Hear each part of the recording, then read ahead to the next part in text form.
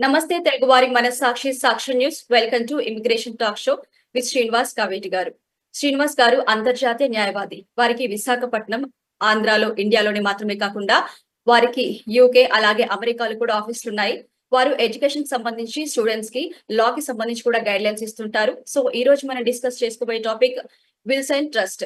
So దీనికి సంబంధించి ఎవరికైనా ఏమైనా డౌట్స్ ఉంటే స్క్రీన్ మీద కనిపిస్తున్న నెంబర్స్ కి కాల్ చేసి మీ డౌట్స్ క్లారిఫై చేసుకోవచ్చు. Hello sir. హలో. సార్, ఈ మధ్య మనం చాలా చూసాము. యుఎస్ లో చనిపోవడం చూసాం, అబ్రాడ్ లో ఎన్ఆర్ఎస్ చనిపోవడం చూసాం. సో అలాంటి వాళ్ళు చనిపోయినప్పుడు అసలు ప్రాసెస్ ఎలా ఉంటుంది సార్ ఒక ఎన్ఆర్ఐ చనిపోయినప్పుడు? అంటే ఇప్పుడు మీరు అంటే చనిపోతే ఇక్కడ ఏంటంటే ఫస్ట్ ఆఫ్ ఆల్ కౌన్సిలేట్ కు తెలుపుతారు. ఓకే. నాన్ ఇమిగ్రెంట్ వర్క్ ఎవరైనా స్టూడెంట్స్ ఉన్నా కూడా H1 వాళ్ళు ఉంటే, because they are Indian citizens, there is an obligation to report to the consulate అండి. ఆ కౌన్సిలేట్ కు రిపోర్ట్ చేసిన తర్వాత ఇంకా వాళ్ళు ఒకవేళ మన దేశానికి పంపించుకోవాలనుకుంటే ఎంబాల్మింగ్ అని అంటారు. వాళ్ళు సర్టిఫికెట్ ఇస్తారు. దాని నుంచి మనం ఎయిర్లైన్స్ కు బుక్ చేసుకొని పంపించుకోవచ్చు. ఇక్కడ అంటే అందరూ తెలుగు అసోసియేషన్స్ వాళ్ళు హెల్ప్ చేస్తా ఉంటారు. అదేమి అంటే ఇబ్బందికరమైన సబ్జెక్ట్ ఏం కాదు. కాకపోతే ఒక్కొక్కసారి స్టూడెంట్స్ ఉంటారు ఇక్కడ. వాళ్ళకి పేరెంట్స్ ఉండరు. వాళ్ళకి ఎవరు రిలేటివ్స్ ఉండరు. అప్పుడు కొంచెం ఛాలెంజెస్ ఉంటాయి. అదొకటి. రెండోది ఇప్పుడు మనం మాట్లాడుకోవాల్సింది ఏంటంటే, ఇప్పుడు ఒకవేళ ఇక్కడ H1లో ఉంటారు. లేకపోతే గ్రీన్ కార్డ్‌లో ఉంటారు. కొంతమంది సిటిజన్స్ కూడా ఉంటారు యూఎస్‌లో. వాళ్ళకి ఎవరు ఉండరు ఇక్కడ. వాళ్ళ కుటుంబాలు ఉండరు. అవి ఉండరు. ఉన్నప్పుడు వాళ్ళకి ఒకవేళ ఇక్కడ ఏదైనా ప్రాపర్టీస్ ఉన్నా, ఇండియాలో ప్రాపర్టీస్ ఉన్నా, లేకపోతే వాళ్ళ కుటుంబాలు ఫ్యామిలీస్ ఇండియాలో ఉంటే, మరి వాళ్ళకి ఇవన్నీ ఎలా అంటే ప్రాపర్టీస్ ఎలా డిస్ట్రిబ్యూషన్ అవుతాయి? అసలు ఏమన్నా విల్నామా ఉందా? లేదా? అవి లీగల్ ఛాలెంజెస్ ఉంటాయి. సో, అంటే ఒకవేళ విల్లు ఇక్కడ రాస్తే అక్కడ చెల్లుతుందా ఇండియాలో? ఒకవేళ ఇండియాలోకి వెళ్ళామని ఉంటే ఇక్కడ చెల్లుతుందా? మరి అవును. అక్కడ ప్రాపర్టీ, ఇక్కడ ప్రాపర్టీ ఎలాగా? ఇవన్నీ ఛాలెంజెస్. సో మీరు చెప్పినట్టు ఒకవేళ ఇండియాలో ఉండి వీలునామా రాస్తే అమెరికాలో ఉన్న వాళ్ళ పిల్లలకి చెల్లే అవకాశం ఉంటుందంటారా? ఓకే. ఫస్ట్ ఆఫ్ ఆల్ మనకు వి మస్ట్ అండర్‌స్టాండ్ 2, 3 థింగ్స్ అండి విల్‌లో. విల్ అంటే ఏంటి యాక్చువల్‌గా? అంటే it's a document written by testator అంటారు. అంటే ఇవన్నీ లీగల్ టర్మ్స్. ఆహ్, టెస్టేటర్ అంటే ఏంటి? టెస్టమెంట్ అంటే ఏంటంటే విల్‌నామాని టెస్టమెంట్ అంటారు. ఎవరైతే రాస్తారో దాన్ని టెస్టేటర్ అంటారు. ఇప్పుడు ఒకవేళ ఎవరైనా ఇప్పుడు అమెరికా రాకముందు అక్కడ ఏదైనా విల్‌నామా రాసి ఇక్కడికొచ్చి విజిట్‌లో వచ్చారో, లేతే H1లో వచ్చారో, గ్రీన్ కార్డ్ మీద వచ్చారో, సిటిజన్‌షిప్ మీద వచ్చారో, ఒకవేళ వాళ్ళ కుటుంబం అక్కడ ఉంటది. ఇక్కడికొచ్చి నివసిస్తుంటారు వాళ్ళు. విల్‌నామా లాంటిది అక్కడ ఏమన్నా ఎగ్జిక్యూట్ చేసేదుంటే, ఆ విల్‌నామా అంటే ప్రాపర్ ఫార్మాలిటీస్‌తో ఉంటే చెల్లుతుంది. ఇండియాలో చెల్లుతుంది. ఇక్కడ చెల్లుతుంది. ఇక్కడ మళ్ళీ ఒక ఛాలెంజ్ ఏంటంటే మన దగ్గర మీరడిగిన ప్రశ్నలో, ఇప్పుడు ఇండియాలో ఒకవేళ చనిపోయిన వాళ్ళు ఇక్కడ లేకపోతే అక్కడ హిందువులా? హిందూ ధర్మం వేరే ఉంది. హిందూ లా వేరే ఉంది ఇండియాలో. ముస్లిం లా వేరే ఉంది. ముస్లిం లాలో దాన్ని వసీయత్ అంటారు. హిందూ లాలో విల్నామా అంటారు. క్రిస్టియన్స్ వచ్చేసి ఇండియన్ సక్సెషన్ యాక్ట్. అంటే 3 డిఫరెంట్ పర్సనల్ లాస్ ఉన్నాయి మన దగ్గర.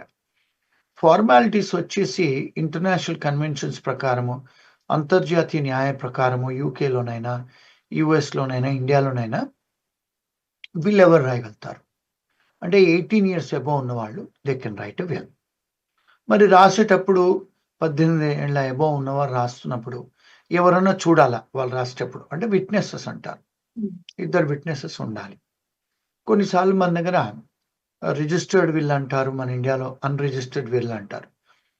అమెరికాలో ఏంటంటే దానికి రిజిస్ట్రేషన్ అనేది లేదు. కానీ ఒక ఇద్దరు విట్‌నెస్‌లో లేకపోతే ఒక విట్‌నెస్సో చూస్తుంటే ఇప్పుడు మీరు చెప్తారు ఇది నా ఆఖరి వీలునామా అని రాస్తున్నాను. మా కుటుంబానికి చెల్లాలి. ఇవి ఏదైనా ప్రాపర్టీస్ నేను పోయిన తర్వాత అని. ఇక్కడైనా సరే, అక్కడైనా సరే వేరే ఐరోపా దేశాలు, ఇంగ్లాండ్, ఆస్ట్రేలియా ఎక్కడైనా కూడా చెల్లుతుందది. ఎందుకు కొన్ని హేగ్ కన్వెన్షన్స్ ఉన్నాయి. అంటే అంతర్జాతీయంగా కూర్చొని యునైటెడ్ నేషన్స్ వాళ్ళు కొన్ని కన్వెన్షన్స్, అగ్రీమెంట్స్ రాసుకున్నారు.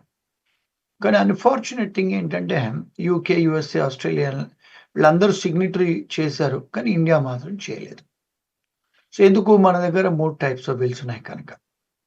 So it's a very complex process ఇది. విల్స్ అండ్ ఎస్టేట్స్ అనేది, సక్సెషన్ యాక్ట్ అనేది స్పెషలైజ్డ్ ఏరియా అండి. అందరు లాయర్లు కూడా హ్యాండిల్ చేయరు ఇవి. అంటే ఆ దేవుడి దయ వల్ల ఇక్కడ న్యూయార్క్‌లో కూడా కొన్ని మా ఫర్మ్ లా అంటే విల్సన్ ట్రస్ట్ చేశారు న్యూయార్క్‌లో. ఇక్కడ మా దగ్గర దానికి స్పెషలైజ్ సంబంధించిన ఎస్టేట్ అటార్నీస్ ఉన్నారు. ఇండియాలో కూడా నేను ప్రాక్టీస్ చేస్తాను గనుక అక్కడ కూడా వీలునామాలు రాసాము. అక్కడ కూడా ప్రైవేట్ ట్రస్ట్‌లు, పబ్లిక్ ట్రస్ట్‌లు చేశాము. ఇంగ్లాండ్‌లో కూడా చేస్తాము. అక్కడ కూడా విల్స్ డిఫరెంట్ టైప్స్ ఉన్నాయి. అక్కడ కూడా చేస్తాం. అంటే కొంత అంతర్జాతీయ న్యాయశాస్త్రం అభ్యసించాను కనుక అన్ని కంట్రీస్‌లో ఎక్కడి నుంచి వచ్చినా కూడా అడ్రెస్ చేయగలుగుతున్నాం. So, it's a very complex subject అండి. ఎందుకంటే దానికి టాక్స్ లాస్ తెలిసుండాలి. ఎస్టేట్ లాస్ తెలిసుండాలి. మళ్ళీ దాని తర్వాత చనిపోయిన తర్వాత ఇన్‌హెరిటెన్స్ టాక్సెస్ కూడా పడతాయి. అంటే ఇప్పుడు చనిపోయిన తర్వాత కోర్ట్‌లలో పిల్లలకు అంటే వాళ్ళకు ఇన్‌హెరిటెన్స్ వాళ్ళు ఒకవేళ డిపెండెంట్స్‌కి ఒకవేళ అంటే వాళ్ళకొస్తది గదా! ప్రాపర్టీ. దానికి గూడా టాక్సెస్ పడతాయి. So, one has to have a knowledge in tax laws. One has to have a knowledge in inheritance laws and succession laws కూడా. ఇప్పుడు చూస్తే హిందూ ధర్మం వేరే ఉంది. ఇండియాలో ముస్లిం ధర్మం వేరే ఉంది. క్రైస్తవ ధర్మం వేరే ఉంది. సో, ముగ్గురు డిఫరెంట్ రూల్స్ ఉన్నాయక్కడ. అమెరికాలో కూడా ప్రతి స్టేట్‌కు సెపరేట్ లాస్ ఉన్నాయి ఇక్కడ. ఇప్పుడు న్యూయార్క్‌లో ఉన్నట్టు న్యూజెర్సీలో లేదు. న్యూజెర్సీ, న్యూయార్క్‌లో ఉన్నట్టు కాలిఫోర్నియాలో లేదు. అదే మాదిరి యూకేలో కూడా డిఫరెంట్. ఆస్ట్రేలియా, యూరోప్‌లో కూడా different. So, it's a very complex subject అండి. మనం ఒక చిన్న 15, 20 నిమిషాల ఇంటర్వ్యూలో దానన్నిటి గురించి మనం మాట్లాడుకోలేము. బట్ జనరలైజ్‌గా చెప్పుకోవచ్చు మనం. సరే. మీరు చెప్పారు కదా! ఇప్పుడు మనం ఇండియా నుంచి మాట్లాడుకున్నాం. ఒకవేళ యూఎస్‌లో ఉండి వాళ్ళ పిల్లలు పేరెంట్స్‌కి వీలునామా రాస్తే అది చెల్లే అవకాశం ఉందా? ఒకవేళ అమెరికన్ లా ప్రకారము ఫర్ ఎగ్జాంపుల్ ఇప్పుడు పిల్లలున్నారు. ఇక్కడ స్టూడెంట్స్ వస్తున్నారు. హెచ్-1 చేసుకుంటున్నారు. వాళ్ళు కొంతమంది పెళ్ళిళ్ళవ్వవు. కొంతమంది యాక్సిడెంట్‌లో చనిపోతున్నారు. వాళ్ళు కొంత ప్రాపర్టీస్ సంపాదించుకుంటున్నారు. కారే గాని, లేకపోతే ఇల్లులే గాని, కొన్ని స్టాక్స్‌లలో డబ్బులు పెడుతున్నారు. ఇప్పుడు స్టూడెంట్సే గాని, హెచ్-1బీ వాళ్ళే గాని, గ్రీన్ కార్డ్ హోల్డర్‌లే గాని. అలాంటిది ఎప్పుడైనా ఏమన్నా జరిగితే దానికి విల్లుంటే బెటరు. విల్ లేకపోతే దాన్ని ఇంటెస్టేట్ సక్సెషన్ అంటారు. దానికి ఒకవేళ మనకు విల్లుంటే మనకు సరగేట్ కోర్టుకు వెళ్లి ఆ విల్లును చెల్లించుకోవాలి అంటే ప్రొబేట్ అనేది ఒకటి తీసుకోవాలి కోర్టు నుంచి. ఒకవేళ విల్‌నామా లేకపోతే లెటర్ ఆఫ్ అడ్మినిస్ట్రేషన్ అని కోర్ట్స్ ఇస్తారు. జిల్లా కోర్ట్సే గాని కొన్ని హై కోర్ట్స్‌లలో ఇస్తారు. సో, ఈ మధ్య కాలంలో ఏంటంటే ఇలా సడెన్‌గా యాక్సిడెంట్‌లో చనిపోతున్నారు స్టూడెంట్సే గాని, లేకపోతే హెచ్-1బీ వాళ్ళే కానీ, కొన్నిసార్లు గ్రీన్ కార్డ్ హోల్డర్‌లు కూడా. ఈ మధ్య కాలంలో పేరెంట్స్ కార్‌లో పోతుంటారు. తల్లిదండ్రులు ముందర చనిపోతారు. ఆడపిల్లలో, మగపిల్లలో, కొడుకులో, బిడ్డలు వెనకాల ఉండిపోతారు. మరి వాళ్ళ పరిస్థితి ఏమిటి? అంటే ఒకవేళ ఒక సొంత ఇల్లు ఉందనుకోండి. విల్‌నామా రాస్తే పిల్లలకొస్తది. విల్‌నామా రాకపోతే ఏంటి పరిస్థితి? ఇవన్నీ కూడా కొంచెం ఇబ్బందికరమైన విషయాలే. ఎవరు కూడా చావు తర్వాత ఎవరికి అని మనం డిస్కస్ చేయడానికి అనుకోరు, ఇష్టపడరు. కానీ లీగల్ పర్స్‌పెక్టివ్‌లో it is better to have a testament will. ఇక్కడైనా లేకపోతే ఇండియాలోనైనా ఎక్కడైనా ఇంగ్లాండ్‌లో ఎక్కడ వాళ్ళైనా కూడా it is better to execute a will.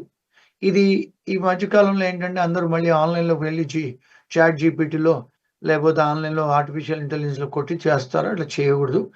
And ప్రతి స్టేట్‌కు, ప్రతి కంట్రీకి డిఫరెంట్ లాస్ ఉన్నాయి. ఫార్మాలిటీస్ ఉన్నాయి.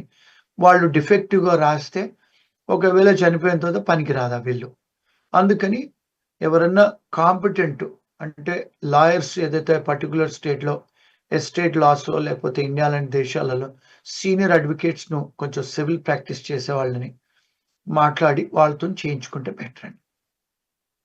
సో, అంతర్జాతీయ న్యాయస్థానం ఏం చెప్తుంది సార్ ఈ విల్స్‌కి సంబంధించి? ఇప్పుడు కొన్ని కొన్ని కన్వెన్షన్స్ ఉన్నాయి. ఇంగ్లాండే కానీ, యూఎస్ఏ కానీ, యూరోప్ దేశాలు ఆ కన్వెన్షన్స్‌లో ఇప్పుడు ఫర్ ఎగ్జాంపుల్ ట్రస్ట్సే గాని, విల్సే గాని వాళ్ళు అగ్రీమెంట్ చేశారు. కానీ ఇండియా చేయలేదు సంతకం. సో, ఇండియాలో ఒకవేళ అమెరికన్ విల్ తీసుకొచ్చి మీరు ఇండియాలో నేను ఎన్‌ఫోర్స్ చేస్తాను, ప్రొబేట్‌లో చేయిస్తానంటే ఇండియన్ ఫార్మాలిటీస్ ప్రకారము ఇండియన్ సక్సెషన్ యాక్టో లేకపోతే హిందూ సక్సెషన్ యాక్టో, ముస్లిం లానో దాని పరంగా విల్‌నామా రాసారా అని చూసి గాని ఇండియన్ కోర్ట్స్ వాళ్ళు ప్రొబేట్ చేయరండి. బట్ దాన్ని ఫారెన్ విల్స్ కింద రికగ్నైజ్ చేస్తారు. ఇప్పుడు ఇండియన్ లాస్ ఇండియాలో విల్నామా చేసింది కూడా యుఎస్ లా ప్రకారం ఫారెన్ విల్స్ కింద వాళ్ళు ఒకవేళ ఫార్మాలిటీస్ అండ్ విల్ అని వ్యాలిడ్ విల్ అయి ఉంటే వాళ్ళు పరిగణిస్తారు, ప్రోబేట్ ఇస్తారు, రికగ్నైజ్ చేస్తారు. సేమ్ యాజ్ ఇండియా అండి, రికగ్నైజ్ చేస్తారు ఇండియన్ కోర్ట్స్ కూడా. సార్ ఒక గ్రీన్ కార్డ్ హోల్డర్ వాళ్ళు ఇండియాకి వచ్చి ఒక 3-4 ఇయర్స్ ఉండి వాళ్ళు మళ్ళీ రిటర్న్ వెళ్దాం అనుకున్న టైంలో వాళ్ళకి ఏదైనా హెల్త్ ఇష్యూ వచ్చింది అనుకోండి, అప్పుడు ఈ ప్రాబ్లమ్ ఎట్లా సాల్వ్ చేసుకోవచ్చు అంటారు? ఇప్పుడు గ్రీన్ కార్డ్ అంటే ఇప్పుడు ఫస్ట్ ఆఫ్ ఆల్ మనం అర్థం చేసుకోవాల్సింది ఏంటంటే, గ్రీన్ కార్డ్ అంటే గ్రీన్ కార్డ్ అమెరికాలో గ్రీన్ కలర్ ఇచ్చేవాళ్ళండి. ఇప్పుడు మళ్ళీ గ్రీన్ కలర్ ఇస్తున్నారు, దాన్ని గ్రీన్ కార్డ్ అంటారు. అసలు గ్రీన్ కార్డ్ అన్నా, పర్మనెన్స్ రెసిడెన్సీ అన్నా, లీవ్ అంటే టు లివ్ ఇండెఫినెట్లీ ఇంగ్లాండ్లో అంటారు. లీవ్ టు ఇండెఫినెట్లీ అంటే ఏమిటి అంటే, మీకు అక్కడ ఆ దేశాలలో పర్మనెంట్గా మీరు ఇల్లు బస చేసుకొని డొమిసైల్ చేసుకునే ఉద్దేశం ఉంది అంతే. ఇప్పుడు ఇండియన్ సిటిజన్సే మీరు, ఒకవేళ సిటిజన్ అవుతే, ఫర్ ఎగ్జాంపుల్ యూకే సిటిజన్ అయినా, యుఎస్ సిటిజన్ అయినా, కెనడా అన్నా, యూరోప్ దేశాలలో సిటిజన్ అవుతే ఆస్ట్రేలియాలో, అప్పుడు మీరు ఇండియన్ పాస్పోర్ట్ ఇచ్చేస్తారు. సో అప్పుడు ఆ కంట్రీ లాస్ చాలా మటుకు అప్లికబుల్ అవుతాయి. పర్సనల్ లాస్, ఇన్హెరిటెన్స్ లాస్ ఒకటి. రెండోది, మీరు ఎక్కడ నివసిస్తున్నారు అది కూడా వర్తిస్తుంటుంది నార్మల్గా. సో ఇప్పుడు మీరు ఇచ్చిన ఎగ్జాంపుల్లో వాళ్ళు గ్రీన్ కార్డ్ హోల్డర్లు అంటే ఇండియన్ సిటిజన్సే, కానీ ఇండియన్ లానే అప్లికబుల్ అవుద్ది వాళ్ళు ఒకవేళ వచ్చి ఉంటే ఇండియాలో. సార్ వాట్ ఈస్ ప్రొబేట్ అంటే ఏం చెప్తారు? ప్రొబేట్ అంటే ఇప్పుడు ఫర్ ఎగ్జాంపుల్ ఎవరైనా విల్నామా రాశారండి. ఇప్పుడు ఫర్ ఎగ్జాంపుల్ మా ఫాదర్ విల్నామా రాశాడు. విల్నామా రాసి చెప్పాడు, అల్మార్లో పెట్టాను, లేకపోతే ఈ పలానా మన ఫ్యామిలీ లాయర్ దగ్గర పెట్టాను అని. అమెరికాలో, ఇంగ్లాండ్లో కూడా సొలిసిటర్స్, అటార్నీస్ దగ్గర పెడతారు విల్నామాను. లేకపోతే కొన్నిసార్లు బ్యాంకులో పెడతారు. కొడుకులకు, బిడ్డలకు చెప్తారు, విల్నామా రాశాను, బ్యాంకు లాకర్లో ఉంది, తీయండి. అది తీసిన తర్వాత, చనిపోయిన తర్వాత అది విల్లు అంటే పలకదు కదా, చనిపోయిన తర్వాత ఉన్న కాగితం అది. ఆ కాగితాన్ని తీసుకెళ్లి కోర్టులో, సర్టిఫికేట్ కోర్టులో, డిస్ట్రిక్ట్ కోర్టులో మనం అప్లికేషన్ పెడితే, అంటే డివైసెస్ అంటారు కదా, డిస్ట్రిబ్యూటివ్స్ అంటారు, అంటే పిల్లలు, భార్య కావచ్చు, పిల్లలే కావచ్చు, అన్నదమ్ములే కావచ్చు, తల్లిదండ్రులే కావచ్చు, ఆ చనిపోయిన వాళ్ళకు మరి అది ఆ విల్నామాను దాని ప్రకారము ఆ విల్ అంటే ఏంటి, మనం ఇంగ్లీష్లో విల్ అంటే దిస్ మై విల్ అంటాం, అంటే నా ఇష్టపూర్వకంగా రాసిన ఒక స్టేట్మెంట్. దాని ఎఫెక్టివ్ తీసుకురావాలంటే కోర్టుకు వెళ్ళి, కోర్టులో దీన్ని రికగ్నైజ్ చేయండి, దీన్ని బట్టి ఆర్డర్ ఇవ్వండి అంటే కోర్టు వాళ్ళు వీళ్ళు దాన్ని ప్రొబేట్ చేస్తారు. దాన్ని అది ప్రొబేట్ అంటారండి. ఒక్కొక్కసారి మరి ఇప్పుడు మనం అనుకున్న ఫస్ట్ ఎగ్జాంపుల్లో ఎవరో స్టూడెంట్సో లేకపోతే H1B వాళ్ళు అమెరికాకు వస్తారు, భార్యాభర్తలు కారులో వెళ్తుంటారు, లేకపోతే ఒక్కడే ఉంటాడు, కారులో డ్రైవ్ చేస్తుంటాడు, ఇక్కడ ఇల్లు కొనుక్కుంటాడు, లేకపోతే బ్యాంకులో అకౌంట్ ఉంటుంది, లేకపోతే షేర్లు కొంటాడు, ఏమీ రాయకుండా టక్కన చనిపోతాడు. మరి ఆయన తల్లిదండ్రులో, అన్నదమ్ములో, లేకపోతే ఆయన చేసుకున్న భార్యనో, పిల్లలో ఇండియాలో ఉన్నారు. మరి వాళ్ళకి ఎలా అది అంటే హౌ దే విల్ ఇన్హెరిటెడ్ అంటే దాన్ని ఇంటెస్టేట్ సక్సెషన్ అంటారు. అప్పుడు కోర్టుకు వెళ్ళి లెటర్ ఆఫ్ అడ్మినిస్ట్రేషన్ అప్లికేషన్ పెడితే, కోర్టు వాళ్ళు విల్నామా లేదు కనుక దానికి అడ్మినిస్ట్రేటర్ని అపాయింట్ చేస్తారు. కోర్టు వాళ్ళు ఇక్కడ ఇన్హెరిటెన్స్ లాస్ ప్రకారం ఆ పర్టికులర్ స్టేట్లో లెటర్ ఆఫ్ అడ్మినిస్ట్రేషన్ అని ఇస్తారు. దాన్ని బట్టి డిస్ట్రిబ్యూట్ చేస్తారు ప్రాపర్టీని. అది ఇండియాలో కూడా అన్ని కంట్రీస్లో కూడా దాని రికగ్నిషన్ ఉంది. ఓకే సార్, అంటే సమ్ టైమ్స్ ఒకవేళ వీలునామా రాసి సడన్ గా చనిపోయారనుకోండి పిల్లలకి చెప్పకుండా, అలాంటి సిచ్యువేషన్స్ లో ఆ పిల్లలు తెలుసుకోవడం ఎట్లా అంటారు? ఇప్పుడు మోస్ట్ ఆఫ్ ద టైమ్స్ అండి ఇక్కడ అలాంటిది ఏమైనా ఉంటే బ్యాంకులలో ఉంటాయి, బ్యాంకులలో పెడతారు. ఒక్కొక్కసారి వాళ్ళు లాయర్స్ దగ్గర పెడతారు. ఒక్కోసారి సమ్ టైమ్స్ ఇప్పుడు ఆ విల్నామా రాసేటప్పుడు ఇద్దరు ముందు సంతకం పెట్టాలనుకున్నాం కదండి, ఇద్దరు విట్నెసెస్ ఉంటారు కదా, వాళ్ళు నార్మల్గా చెప్తారు, వాళ్ళు చేసేవాళ్ళు ఎక్కడ పెడుతున్నాం ఏంటి అని. నార్మల్గా గుడ్ ఫ్రెండ్స్ అయితేనే వాళ్ళు సంతకాలు పెడతారు విట్నెస్గా, వాళ్ళకైనా తెలుస్తుంది నార్మల్గా. అంటే ఇక డిస్కవరీ చేసుకోవాలి ఆ కుటుంబం వాళ్ళు, అంటే ఎక్కడ పెట్టాడు, ఏమిటి, బ్యాంకులో పెట్టాడా, లేకపోతే ఇంట్లోనే అల్మార్లో పెట్టాడా, లేకపోతే ఎవరన్నా లాయర్ డ్రాఫ్ట్ చేసిన లాయర్ దగ్గర పెట్టాడా, ఆ లాయర్ని ఎగ్జిక్యూటివ్గా అపాయింట్ చేశాడా, ఇవన్నీ బేసిక్ రీసెర్చ్ చేసుకోవాలండి. సార్ వాట్ ఈస్ టెస్టమెంటరీ సక్సెషన్ అంటే ఏం చెప్తారు? టెస్టమెంట్ అంటే ఎవరైతే విల్నామా రాస్తారో, కొన్నిసార్లు విల్నామా రాయరండి. ఇప్పుడు ఫర్ ఎగ్జాంపుల్ చూడండి, మీరు టాటా ట్రస్ట్ వాళ్ళు ఉన్నారు, బిర్లా ట్రస్ట్ ఉంది, ఇప్పుడు తిరుపతి దేవస్థానం ఉంది, పబ్లిక్ ట్రస్ట్. మరి ఇప్పుడు దేవుడిది అది. మరి ఇప్పుడు అందులో చైర్మన్ గారు ఉంటారు, ఈరోజు బోర్డు మెంబర్స్ ఉంటారు, తర్వాత వెళ్ళిపోతారు. ఐఏఎస్ కలెక్టర్ ఉంటాడు, ఎగ్జిక్యూటివ్ ఆఫీసర్ లాగా వ్యవస్థ నడుస్తుంది కదా public trust. For example life insurance ఉంది, ఎల్ఐసి, అది పబ్లిక్ ట్రస్టే. So private trust, public trust అని రెండు ఉంటాయండి. ఇప్పుడు చాలా మంది ఇప్పుడు ఎన్టీ రామారావు గారు పోయేటప్పుడు ట్రస్ట్ చేశారు. మరి ఇప్పుడు అది నడుస్తుంది కదండి, ఎన్టీ రామారావు పోయిన తర్వాత కూడా బాలకృష్ణ గారు అయ్యారు దానికి ట్రస్టీ. అలాగా ప్రైవేట్ ట్రస్ట్లు ఉంటాయి, పబ్లిక్ ట్రస్ట్లు ఉంటాయి. కొన్నిసార్లు ఇప్పుడు బసవతారకమ్మ అని ట్రస్ట్ పెట్టాడు ఆయన, ఎవరు, ఎన్టీ రామారావు గారు. ఇప్పుడు మన నర్గిస్ దత్ ట్రస్ట్ అని ఉంది ఇప్పుడు అమెరికాలో, ఏది మన దత్, అదే మన సునీల్ దత్ వాళ్ళ ఫ్యామిలీ. మరి వాళ్ళు అమెరికాలో ఇప్పుడు క్యాన్సర్లో రీసెర్చ్ చేస్తున్నారు. అలా ప్రపంచంలో బోల్డని ట్రస్ట్లు ఉంటాయండి, ప్రైవేట్ ట్రస్ట్, పబ్లిక్ ట్రస్ట్. ఆ ట్రస్ట్ చేసినప్పుడు వీలునామా అవసరం లేదు, అందులో పెడతారు ప్రాపర్టీ కానీ ఏదైనా ఇష్యూస్. సో అది ట్రస్ట్ లాస్ ఉన్న విల్ లాస్ అని క్లోజ్గా హ్యాండ్ టు హ్యాండ్ నడుస్తుంటాయి. కొంత పెద్ద పెద్ద వాళ్ళు వీలునామా రాయకుండా ట్రస్ట్లో పెడతారు. ఇప్పుడు బసవతారకమ్మ ట్రస్ట్ ఎట్లయితే క్యాన్సర్ హాస్పిటల్ నడుస్తుందో, ఇప్పుడు మీరు చూస్తే టీడీపీ ఆఫీస్ కూడా వాళ్ళదే, ఏది బసవతారకం ట్రస్టే. అలా స్కూల్స్ ఉన్నాయి, హాస్పిటల్స్ ఉన్నాయి, బోల్డన్ని ఉన్నాయి. ఇప్పుడు ఫర్ ఎగ్జాంపుల్ చిరంజీవి గారు బ్లడ్ బ్యాంక్ ట్రస్ట్లో పెట్టారు ఆయన, అంటే వాళ్ళ ఫ్యామిలీ ఉన్నా లేకున్నా చనిపోయినా కూడా నచ్చేటట్టు. సో అట్లా దాన్ని ప్రైవేట్ ట్రస్ట్, పబ్లిక్ ట్రస్ట్ అంటారు. ఇప్పుడు టెంపుల్ ఉంది, మనం అనుకున్నాం తిరుపతి అని. ఇప్పుడు ఫర్ ఎగ్జాంపుల్ ఇప్పుడు ఇటలీలో మనకు క్యాథలిక్ ట్రస్ట్, అమ్మవారు ఉన్నా లేకున్నా అక్కడ పోప్స్ ఉన్నా వాళ్ళు నడిపిస్తూ ఉంటారు.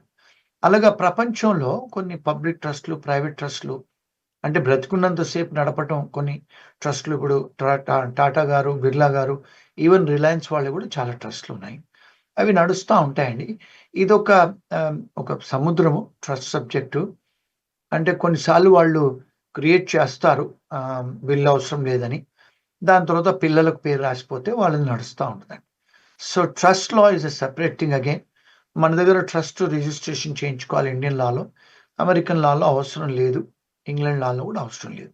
So that's a separate topic అండి. మనం ఇంకో ఎపిసోడ్లో ట్రస్ట్ గురించి కవర్ చేద్దాము. ఈ ఎపిసోడ్లో మనం just we will cover on wills, probates, letter of administration, revocable ట్రస్టే కానీ ఆ రికగ్నిషన్ ఆఫ్ విల్నామాలు, దాని గురించి మనం మాట్లాడుకుంటే బెటర్. అంటే ఎవరు లెటర్స్ ద్వారా అడ్మినిస్ట్రేషన్ చేయొచ్చు సార్? గుడ్ క్వశ్చన్ అండి. నార్మల్గా 18 అబోవ్ ఉండాలండి మనిషి. అంటే ఎందుకు, ఇప్పుడు ఫర్ ఎగ్జాంపుల్ కొన్ని ప్రాపర్టీస్ మీకు, ఫర్ ఎగ్జాంపుల్ మా ఫాదర్ విల్నామా రాశాను అనుకోండి, నేను చిన్నప్పుడే ఉన్నాను, పిల్లవాడిని, 18 years బిలో ఉన్నాను, నాన్నగారు విల్నామా రాశారు. మరి మా మదరు ఎడ్యుకేటెడ్ కాదనుకోండి, ఆమెకు తెలియదేమి.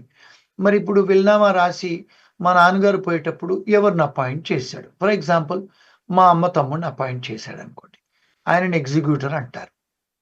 ఒక్కొక్కసారి నాన్నగారు లాయర్గా ఉన్నా కూడా విల్నామా రాయలేదనుకోండి, మరి ఆయన ప్రాపర్టీస్ మేము సర్దుకోవాలి, తమ్ముళ్ళము, మా చెల్లె, మా మదర్ అంటే కోర్టుకు వెళ్ళి లెటర్ ఆఫ్ అడ్మినిస్ట్రేషన్ తీసుకుంటే కోర్టు వాళ్ళు హిందూ ఇన్హెరిటెన్స్ యాక్ట్ ప్రకారము, ఆ ధర్మం ప్రకారము తల్లికి ఇవ్వాలి కొంత భాగము, అన్నయ్య కొడుకుకి ఇవ్వాలి, తమ్ముడికి ఇవ్వాలి, చెల్లెకి ఇవ్వాలని వాళ్ళు డిస్ట్రిబ్యూషన్ చేస్తారు హిందూ ధర్మం ప్రకారం. అట్లా దాన్ని లెటర్ ఆఫ్ అడ్మినిస్ట్రేషన్ అంటారు. సో ఫస్ట్ థింగ్ ఏంటంటే మీరు అబోవ్ 18 ఉండాలి, ఒకటి. రెండోది సౌండ్ మైండ్, అంటే పిచ్చోనికి చేతిలో రాయి పెట్టలేం కదా, అంటే సౌండ్ మైండ్ ఉండాలి. మూడోది మీకు ప్రాపర్టీలో ఇంట్రెస్ట్ ఉండకూడదు అందులో, అంటే నాన్నగారు రాస్తున్నారనుకోండి, ఆ ప్రాపర్టీలో ఇంట్రెస్ట్ ఉండకూడదు. నాలుగోది కొన్నిసార్లు లాయర్స్ని కూడా అపాయింట్ చేస్తారు. ఇప్పుడు గతంలో పాత సినిమాలలో మనం చూస్తే ఆ ప్లీడర్ గారిని అపాయింట్ చేశారు, చనిపోయిన తర్వాత ఆ ప్లీడర్ గారే చేస్తున్నారు ఎగ్జిక్యూటర్గా అంటే వాళ్ళు మళ్ళీ కోర్టుకు వెళ్ళి అపాయింట్మెంట్ తెచ్చుకోవాలి. ఆ చేసిన దానికి వాళ్ళకి ఫీజులు కూడా కట్టివ్వాలి లాయర్లకి. కొన్నిసార్లు చార్టర్డ్ అకౌంటెంట్ కూడా అపాయింట్ చేస్తారు. సో ఆ క్వాలిఫికేషన్స్ ఉండాలి. ఇంకోటి, మనం ఇన్ఫ్లుయెన్స్ చేయకూడదు. కొన్నిసార్లు చూస్తే మీరు పాత సినిమాలలో ఫాదర్ ఏం చేస్తారు, ఎవరో గర్ల్ ఫ్రెండ్కు రాసిస్తాడు, అంటే వైఫ్ తెలియకుండా, పిల్లలు తెలియకుండా.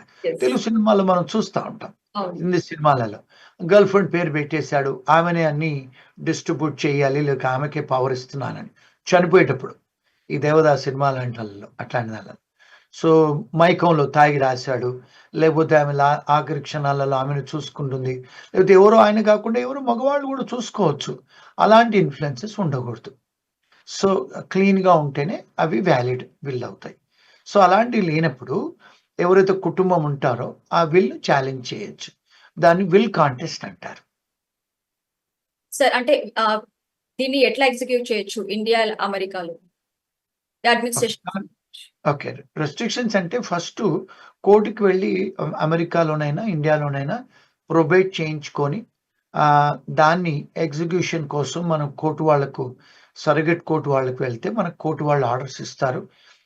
కొన్నిసార్లు మనం ఏదైతే విల్నామా కోర్ట్ వాళ్ళు మనకి ఈ పలానా ఫాదర్‌కు తర్వాత వైఫ్‌కు రావాలి, అంటే అమ్మకు రావాలి, కొడుకులకు రావాలి, బిడ్డలకు రావాలి అన్నట్టుగా ఆ డిస్ట్రిబ్యూషన్ ఎవరైతే ఫాదర్ రాశారో ఎంతెంత షేర్ ఉందని కోర్ట్ వాళ్ళు డిస్ట్రిబ్యూట్ చేస్తారు. కోర్ట్‌కి వెళ్లి మనం ఫైల్ చేసుకోవాలి. సో కోర్ట్‌లో మనం కోర్ట్ ఫీజ్ కట్టి నోటీసులు సర్వ్ చేసిన తర్వాత దాన్ని బట్టిగా ఆ డిస్ట్రిబ్యూషన్ అవుతాయి. కొన్నిసార్లు మీరు కొన్నిసార్లు కొంత కొడుకులకే గాని, కొన్నిసార్లు భార్యకే గాని, కొంత బ్రదర్స్‌కు, సిస్టర్స్‌కి ఎవరైనా ఫర్ ఎగ్జాంపుల్ ఒక కొడుకు మీద కోపం ఉంది, ఒక బిడ్డ మీద కోపం ఉందనుకోండి. ఆయన రాయకుండా కూడా పోవచ్చు. అలాంటప్పుడు వాళ్ళు ఛాలెంజ్ చేయొచ్చు అని.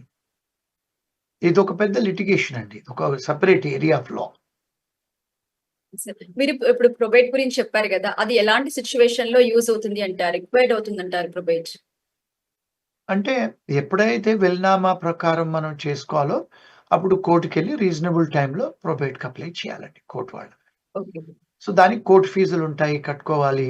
అందరికీ ఎవరైతే కుటుంబంలో బ్రతుకున్న వాళ్ళందరికీ నోటీసులు జారీ చేయాలి. వాళ్ళు కూడా కొన్నిసార్లు లేదు ఇది తప్పుడుగా రాశారు, లేకపోతే కొన్నిసార్లు విల్నామా తయారు చేశారని కూడా చాలా సార్లు ఆ! ఈ పెద్ద కొడుక్కో, లేకపోతే పెద్ద కూతురుకో, లేకపోతే ఒక కొడుక్కో, కూతురుకో మెజారిటీ రాశాడు అన్నప్పుడు కూడా విల్ కాంటెస్ట్ అవుతది. కొన్నిసార్లు వాళ్ళు దానికి రిజిస్టర్ చేయలేదు విల్నామా. కొన్నిసార్లు విట్‌నెసెస్ లేరు. కొన్నిసార్లు ఆయన సంతకం గాదు. కొన్నిసార్లు వీళ్ళే సంతకం పెట్టారు పాత కాగితాలు కొన్ని అని. ఇవన్నీ చాలా లిటిగేషన్స్ అవుతాయండి మన దేశంలో. సార్ అంటే మీరు ఒకటి చెప్పారు. ఒక్కొక్క దేశంలో ఒక్కొక్క విధంగా ఉంటుంది న్యాయశాస్త్రం లాస్ అని. సో అమెరికాలో ఈ ప్రొబేట్ అని ఎట్లా ఉంటుంది సార్? సేమ్ అండి. ఇండియాలో ఉన్నట్టు ఇక్కడ అమెరికాలో ఏంటంటే అండి 50 స్టేట్స్ ఉన్నాయి ఈ దేశంలో. 50 states has its own 50 inheritance laws and ఈ లాస్ సెపరేట్‌గా ఉన్నాయి ఇన్‌హెరిటెన్స్ లాస్. సో ఒక్కొక్క స్టేట్‌కి ఇది పర్సనల్ అంటే వీళ్ళు పెట్టుకున్నారు. కొన్నేమో అమెరికా మొత్తంలో ఇప్పుడు ఇమిగ్రేషన్ ఉందనుకోండి. అమెరికా మొత్తం H1ఏ. అమెరికా మొత్తం గ్రీన్ కార్డ్ ఒకటే. Immigration laws. కొన్ని స్టేట్స్‌లలో for example family law, inheritance laws, కొన్ని అంటే టాక్సేషనే కానీ, కొన్ని ఎవిడెన్స్ లాసు, కొన్ని క్రిమినల్ లాసు వాళ్ళు సెపరేట్‌గా పెట్టుకున్నారు. ఆ పర్టిక్యులర్ స్టేట్‌కి వెళ్లి మనం ఆ పర్టిక్యులర్ స్టేట్ అడ్మిటెడ్ అటార్నీస్‌తోనే పెట్టుకొని సలహాలు తీసుకోవాలండి. Sir can an Indian will cover US assets? ఏవండి? Can Indian assets. Yeah! Indian assets cover అవ్వచ్చు. అమెరికన్ అసెట్స్ కూడా కవర్ అవ్వచ్చు. ప్రపంచవ్యాప్తంగా ఎక్కడైనా కవర్ అవుతాయండి. ఇప్పుడు ఒకవేళ మీకు ప్రాపర్టీస్ ఫర్ ఎగ్జాంపుల్ చాలా మంది ఇక్కడికొచ్చి 10, 20 ఏళ్ళ తర్వాత ఇక్కడ ప్రాపర్టీస్ చేస్తారు. ఇక్కడ అమెరికా రాకముందు ఇండియాలో కూడా వాళ్ళకి తల్లిదండ్రుల నుంచి ప్రాపర్టీస్ రావడం. ఇక్కడికొచ్చిన తర్వాత కూడా కాస్త ప్రాపర్టీస్ కొనుక్కుంటారక్కడ. ఇప్పుడు మన దగ్గర బిజినెస్‌లు సెట్ చేస్తారు. మన దగ్గర స్టాక్స్‌లలో, షేర్స్‌లలో ఇన్వెస్ట్ చేస్తారు. మన దగ్గర రిటైర్మెంట్‌కి ఎల్ఐసి ఫండ్స్‌లలో చేస్తారు. బ్యాంకులలో ఫిక్స్డ్ డిపాజిట్లు పెడతారు. ఇల్లులు, స్థలాలు కొంటారు. అగ్రికల్చర్ ల్యాండ్ కొంటారు. ఇండియాలో ఉంటది, ఇక్కడ ఉంటది. So yes that covers both అండి. ప్రపంచంలో ఎక్కడున్నా కూడా రాసేయొచ్చు విల్నామాలో. దానికి ఇబ్బంది లేదు. సార్ అంటే are there any treaties international recognition between India and the US? ఇండియాకును, యూఎస్‌కి ఏం ట్రీటీస్ లేవండి. కానీ యునైటెడ్ నేషన్స్‌కు, యూఎస్‌కు ట్రీటీస్ ఉన్నాయి. వండర్‌ఫుల్ క్వెషన్ అడిగారు. ఈయూ ఇప్పుడు అంటే యూరోపియన్ యూనియన్‌కి వీళ్ళకి గూడా కన్వెన్షన్స్ ఉన్నాయి, ట్రీటీస్ ఉన్నాయి. హేగ్ కన్వెన్షన్ ఉంది. 1989 ఒకటి, 1985 ఒకటి. యూఎస్, యూకే మిగతా దేశాలు వాళ్ళు ఆ ట్రీటీలో సంతకం పెట్టారు గానీ, ఇండియా వాళ్ళు సంతకం పెట్టలేదండి. ఇంకా కొన్ని యూనిడ్రాయిట్ అని ఒక కన్వెన్షను ప్రైవేట్ ఇంటర్నేషనల్ వాళ్ళు గూడా అటెంప్ట్స్ చేస్తున్నారు. దానిలో కూడా యుఎస్, యూకే చాలా ఐరోపా దేశాలు ట్రీటీ పార్ట్నర్ అయ్యారు. కానీ ఇండియా కూడా ప్రాబ్లమ్ ఏంటంటే చాలా అంతర్జాతీయ కన్వెన్షన్స్‌లలో వాళ్ళు సిగ్నేటరీ లేరండి. అంటే మన వాళ్ళు అంతర్జాతీయంగా ప్రపంచంలో వీళ్ళు పార్టిసిపేట్ అవ్వరు. మరి ఎందుకు అవ్వరో తెలీదు నాకు. కానీ ఈవెన్ ఇంటర్నేషనల్ క్రిమినల్ కోర్ట్ దానికి కూడా వీళ్ళు ట్రీటీ పార్ట్నర్స్ కాదు మన వాళ్ళు. సో, అంటే ఇవన్నీ కూడా ప్రాబ్లమ్స్ ఏంటంటే, ఇంగ్లీష్ వాళ్ళు ఎప్పుడో 1800స్‌లో ఆ ట్రస్ట్ యాక్ట్ 1935నో, 25నో విల్నామా యాక్ట్‌లో అవన్నీ వదిలేసి ఎళ్లారు. అవే మన వాళ్ళు అంటే మనకి ఇండిపెండెన్స్ వచ్చినా గూడా అవే ఫాలో అవుతున్నారు. మార్పులు, చేర్పులు ఏం జరగలేదండి. అది జరగాలని చెప్పి ప్రతి ఇంటర్వ్యూలో నేను చెప్తా ఉంటాను. భారతదేశంలో మనం టెక్నాలజీ తెచ్చుకున్నాము, మెడిసిన్ తెచ్చుకున్నాము, చాలా విషయాలు ఇన్‌ఫ్రాస్ట్రక్చర్ తెచ్చుకున్నాము, ఆటోమొబైల్స్ తెచ్చుకున్నాం. కానీ లాలో మార్పులు, చేర్పులు అవ్వట్లేదు. అవి జరగాలని నా చిన్ని ప్రయత్నం అండి. కారణం జ్యుడిషియల్ ఏంటంటారు? రిఫార్మ్స్. కారణం ఏంటంటారు అంటే జరగకపోవడానికి? మన దగ్గర లీగల్ ల్యుమినరీసే కానీ, వాళ్ళు లీగల్ రిఫార్మ్సే కానీ, లీగల్‌గా చేసే ఎమినెంట్ పర్సనాలిటీస్ ప్రపంచవ్యాప్తంగా కంపారిటివ్ లా చేసేవాళ్ళు లేరండి. అన్‌ఫార్చునేట్‌లీ లా కమిషన్‌లో ఇప్పుడు దానికి చైర్మన్ కూడా అపాయింట్ చేయలేదు. అంటే మీరు చూసుకుంటే దేశంలో లా మేకర్స్ అంటే మెంబర్ ఆఫ్ పార్లమెంట్స్ కదండీ! మరి అందులో పార్లమెంట్స్‌లో 60-70% ఎంపీలు చదువుకోని వాళ్ళే ఉన్నారు. అవును. మనది ఆ దుస్థితి. అందులో మొన్న ఎక్కడో చూసాను 67 68% ఆఫ్ మెంబర్ ఆఫ్ పార్లమెంట్స్ మీద క్రిమినల్ కేసులున్నాయంట. మరి లా అబైడింగ్ సిటిజన్స్ లేనప్పుడు, లాకు దాని ఇంపార్టెన్స్ తెలియనప్పుడు మరి ఎలా అవుతాయండి? ఇప్పుడు చూడండి ఎప్పుడు ఇంతకుముందు గతంలో మనం జ్యుడిషియరీలో కరప్షన్ ఎప్పుడు వినలేదు. ఇప్పుడు గతంలో చూస్తే బెంగుళూరులో మనకు కానీ లేకపోతే ఇప్పుడు సీబీఐ కోర్ట్స్‌లలో, ఇప్పుడు ఢిల్లీ కోర్ట్‌లలో ఇంతింత కరప్షను జ్యుడిషియరీలో బయటపడుతున్నాయంటే, అంటే మనం అదొకటి క్లీన్ అనుకునేవాళ్ళము. మరి ఇప్పుడు అందులో కూడా కనపడుతుంది. అంటే ఎప్పుడు గూడా చూస్తే మనకు పోలీస్ వాళ్ళు కరప్ట్ జేస్తారు. పొలిటీషియన్‌లు కరప్ట్ జేస్తారు. లేకపోతే రెవెన్యూ వాళ్ళు కరప్ట్ చేస్తారంటారు గానీ, మనం ఎప్పుడో విన్నాము అవన్నీ కనపడలేదు మనకి. జ్యుడిషియరీలో గూడా కరప్షన్ ఉందని. ఇప్పుడు కనపడుతుంది మరి. ఇప్పుడు మీడియా వాళ్ళందరూ ఎక్స్‌పోజ్ జేస్తున్నారు. సో, మరి అలాంటిదయినప్పుడు ఇప్పుడు judiciary is a very important organ గదండీ! ఇప్పుడు law is the important thing. Rule of law లేకపోతే ఇప్పుడు ఫర్ ఎగ్జాంపుల్ సింగపూర్ చూసారు మీరు. మన తర్వాత వాళ్ళకు స్వేచ్ఛొచ్చింది, ఇండిపెండెన్స్ వచ్చింది. అమెరికా వాళ్ళు గూడా ఎన్నో సంవత్సరాలు 200 సంవత్సరాల కింద వీళ్ళని ఎవరో పరిపాలించారు. చాలా దేశాలు మనకు స్వతంత్రం వచ్చిన తర్వాత మరి రూల్ ఆఫ్ లా ఉన్నాయి గనుకనే అంత వాళ్ళకు డెవలప్‌మెంట్ అవుతున్నారు గదండీ ఎకనామికల్లీ. సో, మన దేశంలో అంత ఇండిపెండెన్స్ వచ్చినా గూడా మనం ఎందుకు డెవలప్ అవ్వట్లే అంతే అంటే రూల్ ఆఫ్ లా.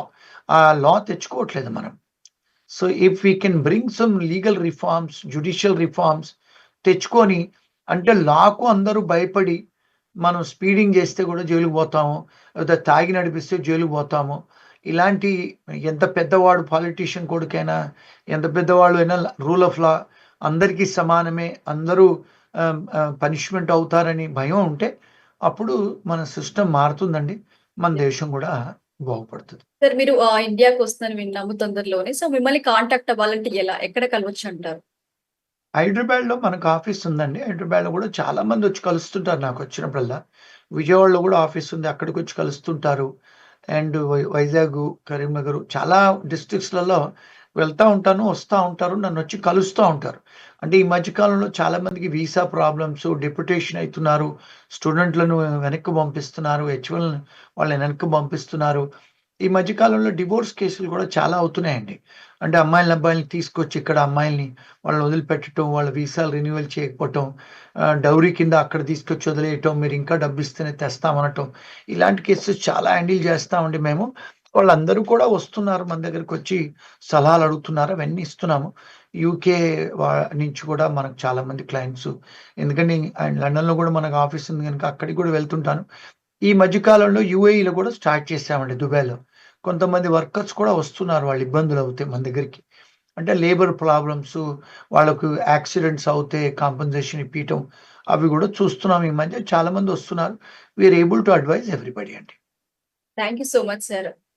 మీరు ఇచ్చిన థాంక్ యూ. ఇన్ఫర్మేషన్ చాలా వాల్యుబుల్. చాలా మందికి యూజ్ అవుతుంది కూడా. Thank you so much sir. Thank you అండి చంద్రిక గారు. ఇది ఇవాల్టి షో. మరొక ఎపిసోడ్‌లో మళ్ళీ కలుసుకుందాం. అంతవరకు చూస్తూనే ఉండండి సాక్షి టీవీ.